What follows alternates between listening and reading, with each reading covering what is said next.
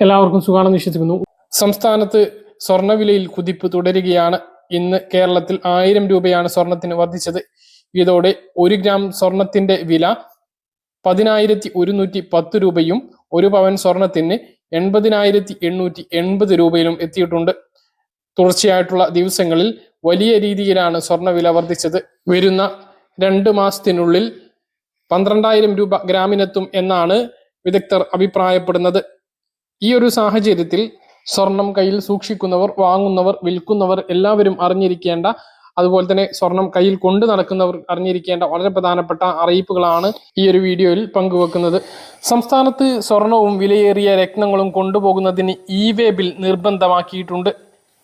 2025 ജനുവരി 20 മുതൽ ഇത് പ്രാബല്യത്തിൽ വന്നിട്ടുണ്ട്. കേരളത്തിൽ നികുതിദായകരെ ലക്ഷ്യമിട്ടാണ് ഈ സംവിധാനം നടപ്പിലാക്കിയിരിക്കുന്നത്. പ്രത്യേകിച്ച് ചാപ്റ്റർ 71 പ്രകാരം ഉള്ള എല്ലാ സ്വർണ്ണ ഉൽപ്പന്നങ്ങളുടെ നീക്കത്തിനും ഇത് ബാധകമാണ്. വിൽപ്പനക്കായും എക്സിബിഷനായും ഹോൾമാർക്കിംഗ്, ജോബ് വർക്കുകൾക്കടക്കമുള്ള ഏത് സംവിധാനത്തിലുമുള്ള ചരക്ക് നീക്കത്തിനും സംസ്ഥാനത്ത് ഇ-വേ ബിൽ നിർബന്ധമാണ്. രജിസ്ട്രേഷൻ ഇല്ലാത്തവരിൽ നിന്നും സ്വർണവും വജ്രവും വാങ്ങുന്ന വ്യക്തിയോ സ്ഥാപനമോ ചരക്ക് നീക്കത്തിന് മുമ്പായി ഇ-വേ ബിൽ ജനറേറ്റ് ചെയ്യൽ നിർബന്ധമാണ്. എന്നാൽ ഇത് സാധാരണക്കാരനെ ബാധിക്കുന്ന ഒരു വിഷയമല്ല. നിലവിൽ ഇപ്പോൾ 10 ലക്ഷം രൂപയുടെ സ്വർണം എന്ന് പറഞ്ഞാൽ അധിക സ്വർണം വേണ്ട. എങ്കിലും സാധാരണക്കാർ സ്വർണം കയ്യിൽ കൊണ്ടുപോകുമ്പോൾ ബാങ്കിലേക്ക് പണയ ആവശ്യത്തിനാണെങ്കിലും മറ്റുള്ള സ്ഥലങ്ങളിലേക്ക് ഇത് മാറ്റുകയാണ് എങ്കിലും കൃത്യമായിട്ടുള്ള രേഖ കയ്യിൽ കാണുന്നത് നല്ലതാണ്. അതുപോലെ 50,000 രൂപക്ക് മുകളിലുള്ള സ്വർണം വാങ്ങുന്നതിന് പാൻ കാർഡ്, ആധാർ കാർഡ് രേഖ എന്നിവ ജ്വല്ലറികളിൽ രേഖയായി നൽകേണ്ടതുണ്ട്. കൂടുതൽ സ്വർണം വാങ്ങുമ്പോൾ പണം നേരിട്ട് ജ്വല്ലറികളിൽ നൽകുന്നതിനും പരിധികളുണ്ട്. സ്വർണ്ണവില വലിയ രീതിയിലാണ് വർദ്ധിക്കുന്നത്. ഇതോടൊപ്പം തന്നെ പണിക്കൂലിയും വർദ്ധിക്കുന്നുണ്ട്. അതായത് 1 പവൻ സ്വർണത്തിന്റെ ഇത്ര ശതമാനം എന്നുള്ള നിരക്കാണ് പണിക്കൂലി ഈടാക്കുന്നത്. എല്ലാതും ശതമാനത്തിന്റെ കണക്കാണ്. അതുകൊണ്ട് തന്നെ ഇവയെല്ലാം വർദ്ധിക്കുന്നുണ്ട്. നല്ല വർക്കുള്ള ഒരു സ്വർണ്ണാഭരണം എടുക്കണമെങ്കിൽ ഇപ്പോൾ 1 ലക്ഷം രൂപയോളം വേണം. സ്വർണത്തിന് വില കൂടുന്നത് കണ്ട് പലരും സ്വർണം കൂടുതൽ വാങ്ങി വെക്കാൻ ശ്രമിക്കാറുണ്ട്. ചില ആളുകൾ മുൻകൂട്ടി അഡ്വാൻസ് ബുക്കിംഗ് നടത്തും. എന്നാൽ ഒരാൾക്ക് എത്ര പവൻ കയ്യിൽ വെക്കാം എന്നതിനെ കുറിച്ച് അറിവുണ്ടോ? പരമാവധി കൂടുതൽ സ്വർണം കയ്യിൽ വെച്ചാൽ എന്തെങ്കിലും ഭവിഷ്യത്തുണ്ടോ എന്നുള്ളതും അറിയേണ്ടതുണ്ട്. പുരുഷന്മാർക്കും സ്ത്രീകൾക്കും കയ്യിൽ സ്വർണം വെക്കുന്നതിനുള്ള പരിധി വ്യത്യസ്തമാണ്.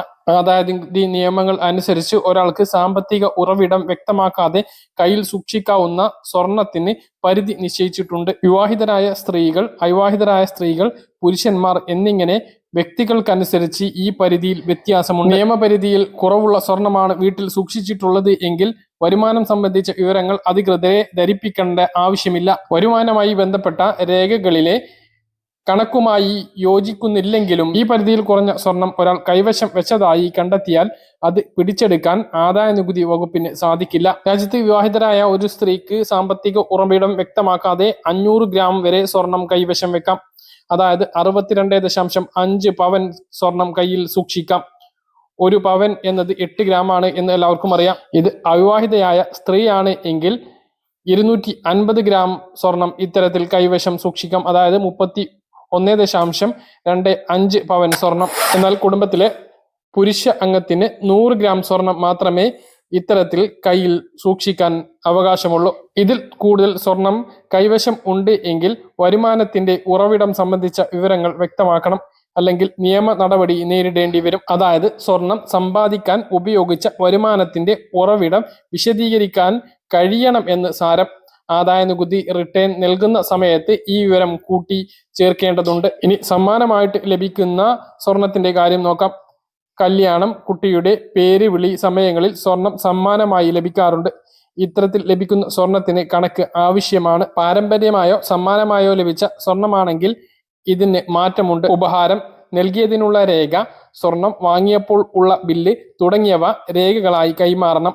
പരമ്പരാഗതമായിട്ട് ലഭിച്ചതാണ് എങ്കിൽ വസ്തുവകകൾ ഭാഗം വെച്ചതിന്റെ രേഖകളോ വിൽപത്രമോ സമർപ്പിക്കാവുന്നതുമാണ്. ഈ പറഞ്ഞ രീതിയിൽ മാത്രമാണ് സ്വർണം കയ്യിൽ സൂക്ഷിക്കാനുള്ള അവകാശം. അതുപോലെ തന്നെ വലിയ തുകക്ക് സ്വർണം വിൽക്കുന്ന സമയത്ത് ആദായ നികുതി അടയ്ക്കാനും ജനങ്ങൾ ബാധ്യസ്ഥരാണ്. കൃത്യമായിട്ട് മനസ്സിലാണെന്ന് കരുതുന്നു. ഇതുപോലെ ഇൻഫർമേഷൻ ലഭിക്കാൻ ചാനൽ സബ്സ്ക്രൈബ് ചെയ്യുക, ബെൽ ഐക്കൺ എനേബിൾ ചെയ്ത് വെക്കുക. മറ്റൊരു വീഡിയോ കാണാം.